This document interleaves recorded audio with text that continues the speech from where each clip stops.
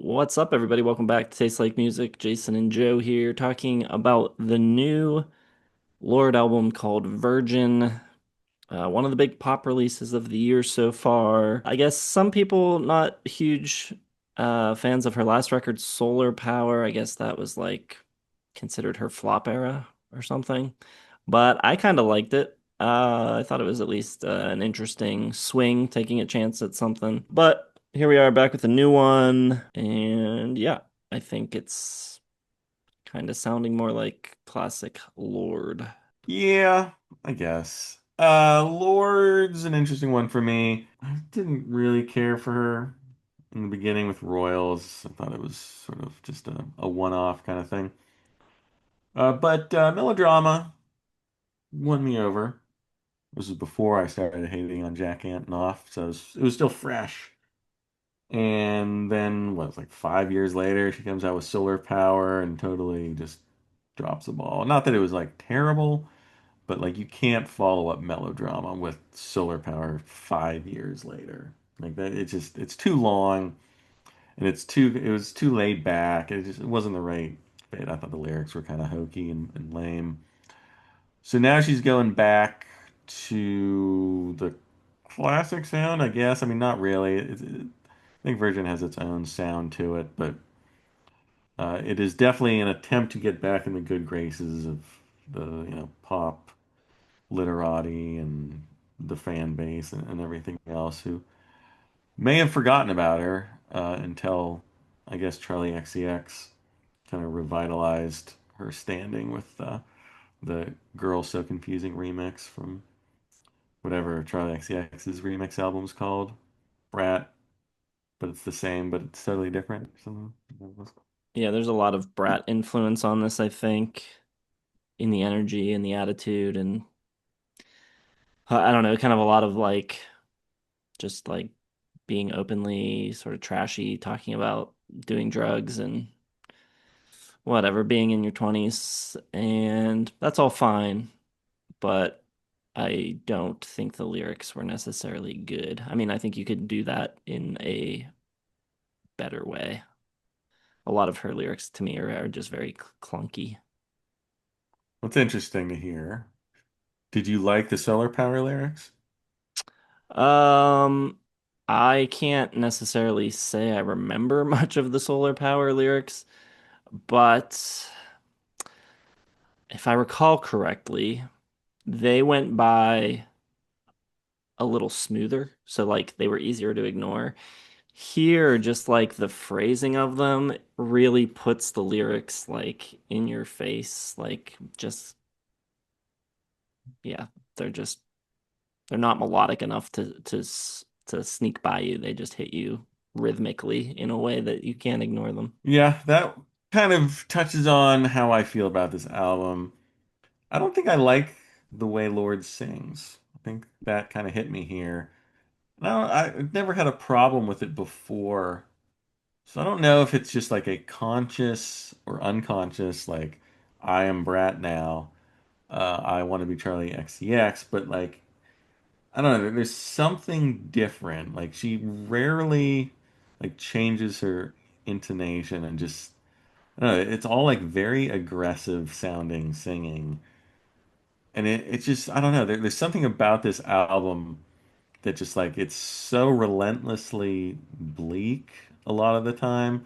Like I know she really took, I guess, influence from Charlie XCX and all that, but she missed like the total point of what Brat was about. Like Brat was fun, and yes, it worked in a lot of the very personal lyrics of Charlie XCX about, maybe wanting to be a mother and doing a lot of drugs and all this other stuff.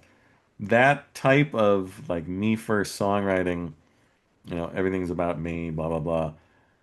It is on this album, but it's just so stark and sparse for most of it. Like there are a lot of moments where there's like nothing happening at all. So it's not like danceable. It's not fun. It's just like everything is on Lord's voice and lyrics. And I'm kind of with you. Like, I know she started young, so like I don't think she's 30 yet. But to me, she's like been in this frame of mind, and pop music has been in this same frame of mind for so long that it just feels like she's just copying what other people did, not moving pop music forward at all. So she's kind of failing on a level compared to her contemporaries. Um, and to me, like if somebody went into a coma in 2015 and woke up, they would just be like, okay, this is the sound. Like this is exactly what was going on in 2015. There's been absolutely zero growth here.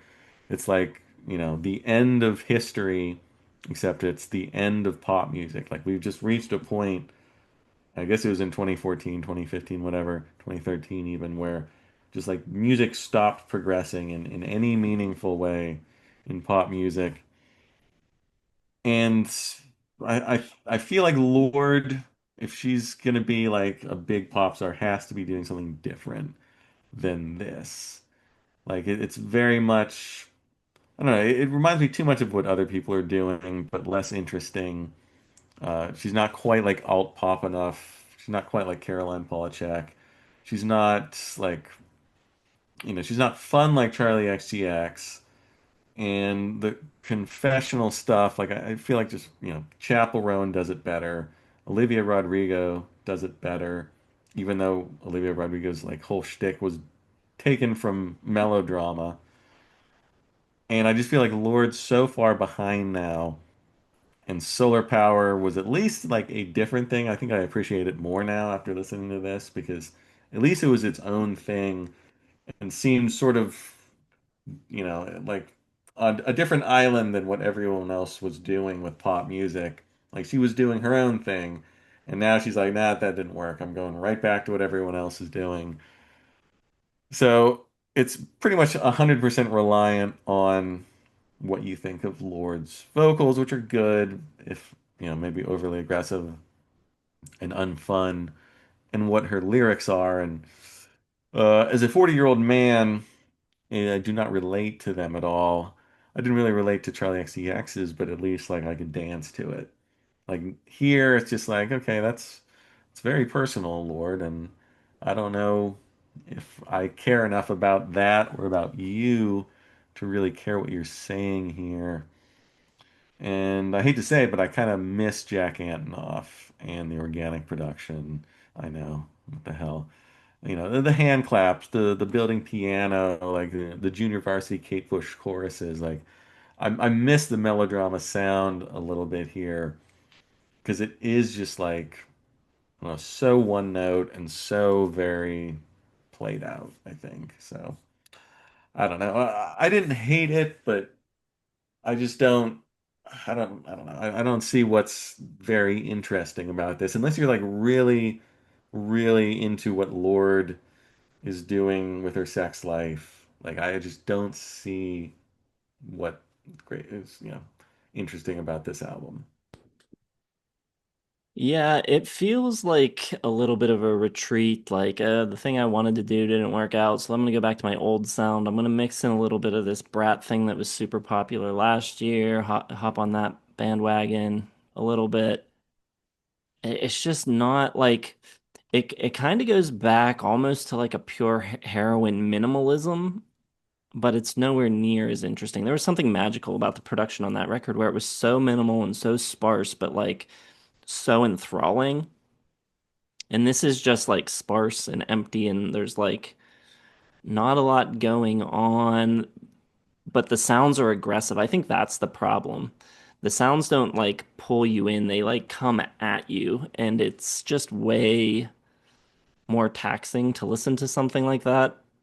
And yeah, I don't think it sounds as interesting. It sounds like kind of like a photocopy of a photocopy because I think Pure Heroin was very influential in pop production, and I think a lot of the sounds that you're talking about stagnating over the last decade are replications of that record and Gautier around the same time. That kind of really like minimal pop thing that was going on for a couple years.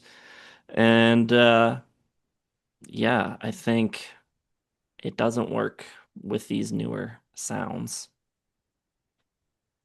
Yeah, I mean, there's a couple songs on here that remind me of Carly Rae Jepsen. And it basically the production is like one of the two things. Like it's a couple times on the ridiculously dumb interpolation of Butterfly or Sugar Sugar by Crazy Town, whatever song interpolates Crazy Town, which is just a terrible thing to do. It sounds like a Dan Negro, Carly Rae Jepsen number from 2015. And there's a couple songs like that where there's like a little bit more um, Broken Glass, if she could see me now, are the two. But like, it's just such an old, played out sound. And she didn't go with like a new hot producer either. She kind of went with like, I forget who it is. Not someone I had heard of. Um, Look it up real quick. Something E. Yeah, Jim E. Stack. And he's the Bonnie Bear guy, I guess. He's worked with Bonnie Bear. Um, but I don't know, it just doesn't work for me. Yeah, Dev Hynes was involved too. He's listed as one of the producers, but not the main one. I think he's only on one song too. Yeah, man, I was so excited when I found out they were working together and to have like if his production sound was like all over this, that could be like something really fresh and different, but I didn't really even on whatever song it was, I didn't pick up on much of his influence coming through, so that was disappointing. There wasn't much interesting things going on, despite the star-studded lineup. You got Fabiana Palladino on here and a couple songs. Um, but I didn't really know Justin Vernon's on here, but you'd never in a million years know it. Um, and Dev Hynes plays like bass guitar, electric guitar in one song, cello. So like she's having these people on here, but they're not really like adding to the sound or changing it up in any meaningful way that would make it, sound anything else other than that minimalistic, um, whatever sound that all this talk of Brat and I don't know, Brat just felt so much more alive than this to me. Even though, lyrically it's very similar kind of, hey, let's focus on me. And I did read an Atlantic article that said that this album is probably going to kill that whole pop direction on, writing songs about personal songs. This is going to kill it. And I hope it does because I think I don't know. He said self-consciousness verging on self-obsession. And yeah, it just feels, I don't know. It's just something I don't care about. So, Yeah, I think pop is too much in a place of like one, it's like club bangers, and two, it's like what the artist is saying, but not enough pop artists are giving us the hooks anymore, and that's what really I think makes lasting pop records. I mean, you look at something like Royals, which is an incredible earworm, super catchy, stuck in everyone's head for years. And then the lead single from this record, what was that? The hook is what, one note or two notes? What was that? It's so like a non-chorus.